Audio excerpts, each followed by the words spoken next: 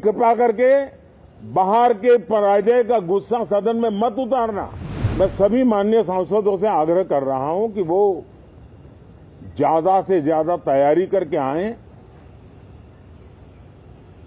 सदन में जो भी बिल रखे जाए उस पर गहन चर्चा हो। विपक्ष में बैठे हुए साथी हैं, ये उनके लिए गोल्डन अपॉर्चुनिटी है। इस सत्र में अगर सकारात्मकता के साथ आगे बढ़ेंगे तो देश उनके तरफ देखने का दृष्टिकोण बदलेगा, उनके लिए एक नया द्वार खुल सकता है। और वो विपक्ष में है तो भी उनको एक अच्छी एडवाइस दे रहा हूं कि आइए, सकारात्मक विचार लेकर के आइए। देश ने नकारात्मकता को नकारा है। मैं लगातार सत्र के प्रारंभ में विपक्ष के साथियों के साथ हमारा विचार विमर्श होता है। हमारी मेन टीम उनसे चर्चा करती है। मिलकर के भी सबके सहयोग के लिए हम हमेशा प्रार्थना करते हैं, आग्रह करते हैं। इस बार भी इस प्रकार की सारी प्रक्रियाएं कर ली गई हैं और आपके माध्यम से भी मैं सार्वजनिक रूप से हमेशा हमारे सभी सांसदों से आग्रह करता हूं,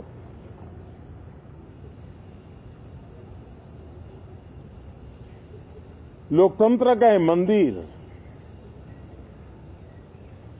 जन आकांक्षाओं के लिए, विकसित भारत की नींव को अधिक मजबूत बनाने के लिए बहुत महत्वपूर्ण मंच है। मैं सभी माननीय सांसदों से आग्रह कर रहा हूं कि वो ज्यादा से ज्यादा तैयारी करके आएं। सदन में जो भी बिल रखे जाए उस पर गहन चर्चा हो, उत्तम से उत्तम सुझाव आए और उन सुझावों के द्वारा, क्योंकि जब एक सांसद सुझाव देता है तो जमीनी अनुभव का उसमें बहुत ही उत्तम तत्व होता है। लेकिन अगर चर्चा ही नहीं होती है तो देश उससे मिस करता है उन चीजों को। और इसलिए मैं फिर से आग्रह करता हूं। और अगर मैं वर्तमान चुनाव नतीजों के आधार पर कहूं तो जो विपक्ष में बैठे हुए साथी हैं, ये उनके लिए गोल्डन अपॉर्चुनिटी है। इस सत्र में पराजय का गुस्सा निकालने की योजना बनाने के बजाय इस पराजय में से सीख करके पिछले 9 साल से चलाई गई नकारात्मकता की प्रवृत्ति को छोड़ करके इस सत्र में अगर सकारात्मकता के साथ आगे बढ़ेंगे तो देश उनके तरफ देखने का दृष्टिकोण बदलेगा, उनके लिए एक नया द्वार खुल सकता है। और वो विपक्ष में है तो भी उनको एक अच्छी एडवाइस दे रहा हूं कि आइए, सकारात्मक विचार लेकर के आइए। अगर हम 10 कदम चलते तो आप 12 कदम करके फैसला लेकर के आइए। हर किसी का भविष्य उज्जवल है, निराश होने की जरूरत नहीं है। लेकिन कृपा करके बाहर के पराजय का गुस्सा सदन में मत उतारना। हताशा, निराशा होगी। आपके साथियों को आपका दम दिखाने के लिए कुछ न कुछ करना भी पड़ेगा, लेकिन कम से कम लोकतंत्र के इस मंदिर को वो मंच मत बनाइए।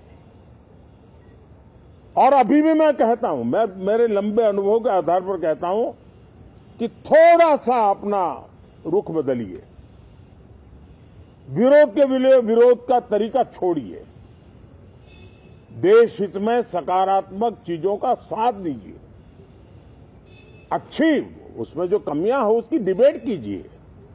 आप देखिए, देश के मन में आज जो ऐसी कुछ बातों पर नफरत पैदा हो रही है, हो सकता है वो मोहब्बत में बदल जाए।